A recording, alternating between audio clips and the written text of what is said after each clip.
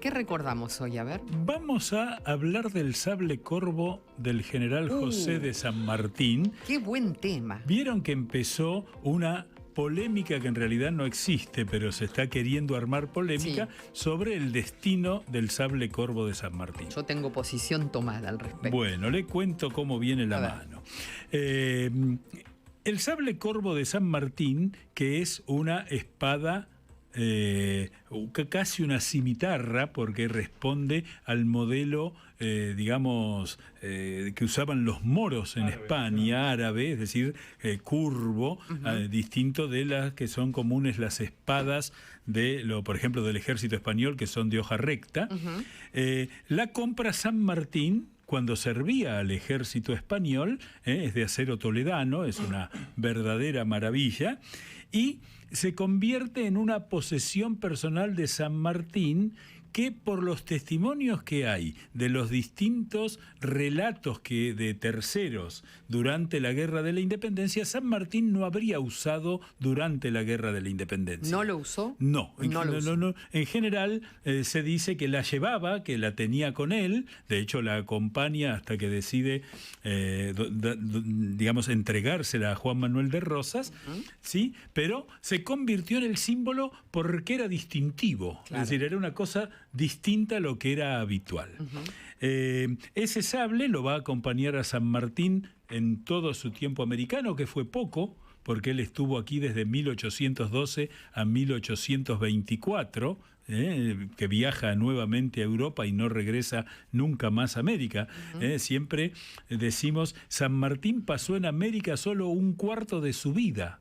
El resto, como oficial joven en España, cuando se va con su padre a los 4 años, y luego esos 12 años que está aquí. Es decir, que vivió mucho más tiempo en Europa. Él solía tener ese sable a la vista de sus visitantes, y en 1844, cuando escribe su testamento, que por supuesto fue, abierto luego de su muerte, es decir, no era un documento público. De hecho, no lo conocía Sarmiento, que lo visitó, Alberdi, que lo visitaron luego de la redacción del testamento. La cuestión es que en ese testamento dice: el sable que me acompañó durante la Guerra de la Independencia deberá ser entregado al brigadier general don Juan Manuel de Rosas como una suerte de homenaje por la defensa. Esto hay que destacarlo. Rosas cumplió adecuada y patrióticamente su tarea de defensa del país cuando hubo un ataque de los franceses en 1838, y luego, cuando viene a partir de 1845, el ataque de la flota anglo-francesa, que termina en el combate de Obligado. De hecho, que es el bloqueo. Ahí hay que decir que, si bien muchos criticaron esa donación a Rosas, cuando alguien le reclamó a San Martín en los últimos años de su vida, ¿cómo se le ocurre darle su sable, ese sable totalmente imbuido de una causa noble, al tirano? Él decía: yo acá no hago un juicio de valor sobre Rosas gobernante, sino que Rosas defensor de la patria. Entonces, Rosas cumplió con la tarea de defender a la patria, yo pongo mi... Es decir, el entregarle el sable fue una forma de decir: pongo mi sable a su disposición.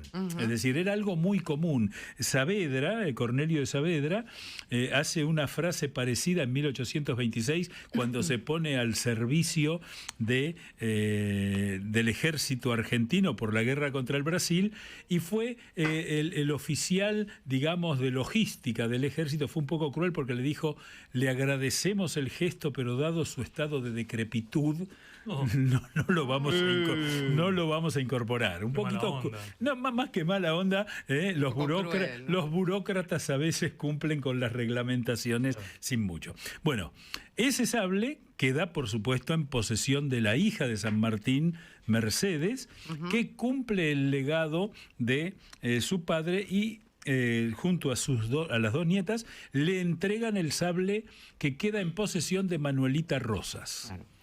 Recordemos que Manuelita Rosas, junto con don Juan Manuel y con el que iba a ser su esposo Juan Terrero, se instalan en Southampton.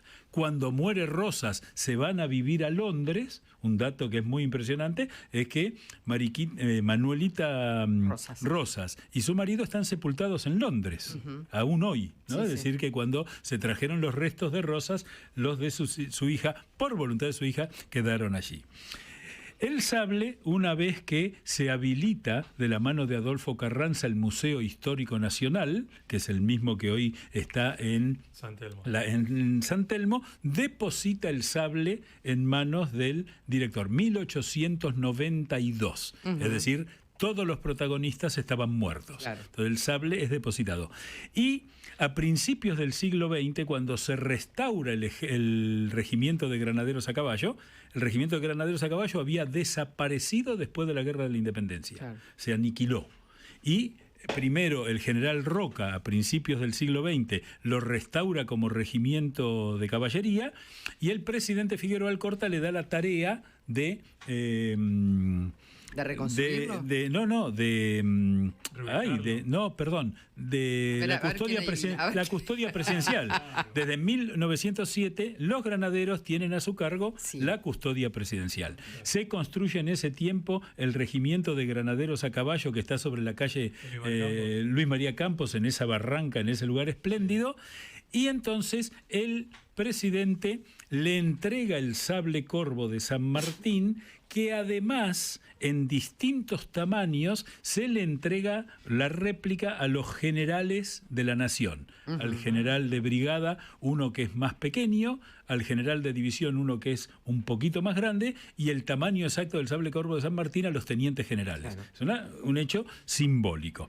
Durante prácticamente un siglo, el sable de San Martín estuvo en custodia del regimiento de granaderos a caballo, en el regimiento de granaderos a caballo, que fue donde en la década de 1960 un comando peronista lo robó para exigir la restauración de la democracia, y después apareció.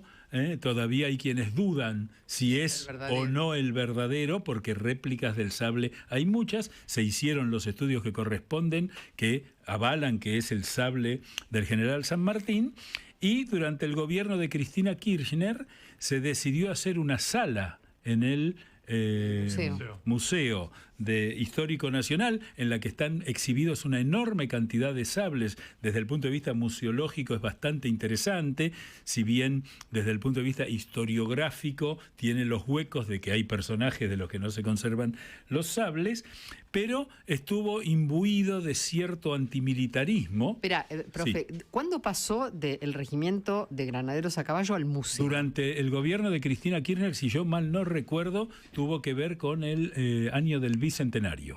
No recuerdo exactamente la fecha, pero se hizo una sala especial que es donde estaba.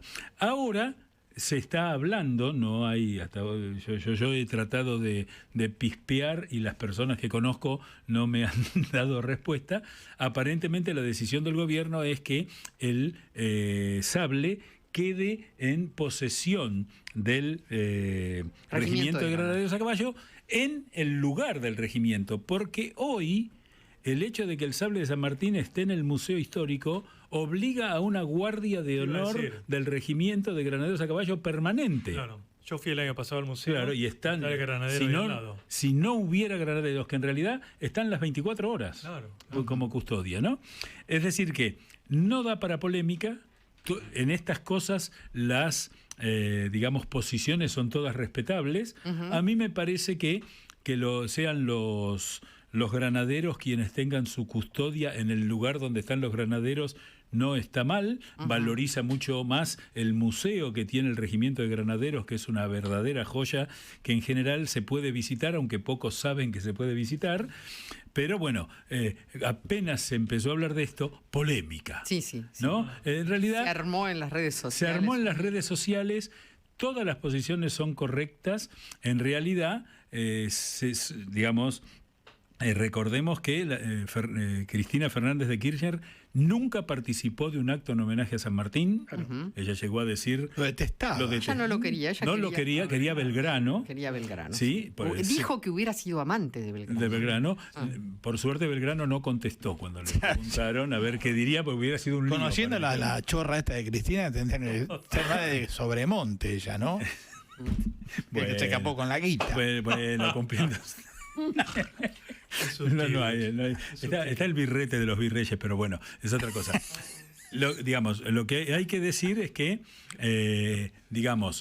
el haber puesto el sable al lado de los otros sables, si bien está en un lugar destacado, es como que se bajó la estatura histórica porque está San Martín destacándose entre sus pares y el resto no son pares de San Martín. Ok. Es decir, yo creo que San Martín está por encima de todos. Sí, de todos, que desde el punto de vista militar es indudable, ahí no hay discusión, ahí sí que no hay polémica al respecto, y me parece que tanto una posición como la otra son razonables, pero que vuelva al lugar donde estuvo durante más de un siglo el sable, que fue el Regimiento de Granaderos a Caballo, estaría dentro de lo razonable también. Sí. Me parece que son esas decisiones de gobierno que se arman polémicas simplemente porque hay ganas de hacer polémica. Yo fui testigo de un momento extraordinario porque estuve en el campo de honor de San Lorenzo el día que se cumplieron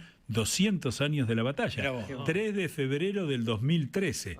Por supuesto, la presidenta no fue. No, claro. No se declaró feriado. No se declararon feriados los bicentenarios de ninguna batalla de San Martín, sí la de todas las batallas de Belgrano. Era muy claro el sesgo.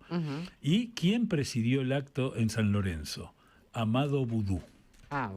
Que da un discurso y empezó diciendo: venimos acá a homenajear a San Martín, que como Néstor Kirchner defendieron hasta el mayor de sus honores a la patria. Pero eso es un insulto. Bueno, está en YouTube. También que puede ser. Pero la cosa no terminó ahí. La cosa no terminó ahí porque toda la gente, había más de 50.000 personas, empezaron a chiflar. Por Dios. Esto no lo conté nunca al aire, yo estaba en el palco con la que era intendenta de Rosario, Susana Fein, ¿no? Entonces empieza a bajar la gente de las tribunas rumbo al palco. No. Entonces yo le digo, acá se armó. Estamos corriendo riesgos, ¿no? Le digo, y me dice, no. Además le digo, seguramente mañana en los diarios va a salir: el socialismo le preparó una emboscada. Y la confesión extraordinaria de Susana Fein fue: nosotros no podemos ni organizar una silbatina. Pero fue horrendo que en el acto de homenaje al Libertador se lo comparara con Néstor Kirchner como libertador de la patria. De eso fueron testigos los que estuvieron ahí y los que lo escucharon por cadena nacional. Horrible. Bueno, gracias, profe.